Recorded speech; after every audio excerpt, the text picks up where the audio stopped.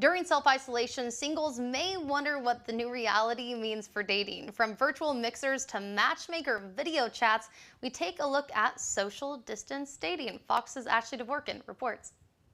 Self-isolating amid COVID-19 means it's now also a social distance dating world. If you are looking for veg love, keep watching. Matchmaker Karen Charbonneau tells singles to stay optimistic. They can still try to meet someone even if they can't meet up in person. Just take positive steps to really occupy your time. And, finding love might not be at your top priority right now, but it gives you that sense of hope and the sense of connection with other people when you are trying to put yourself out there.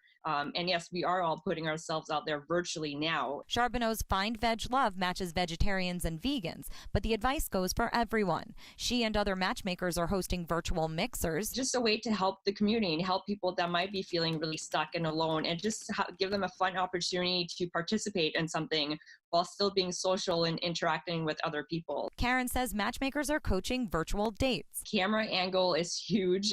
Lighting, the background, like if your background is showcasing a room that's super messy, that's not really a good sign. And just imagine that you were actually going out on a real date. And she says the setup can be a shortcut to good communication. People are going to be forming really strong bonds pretty quickly because there's nothing else to do other than communicating. As for dating apps, it's all become about dating from home.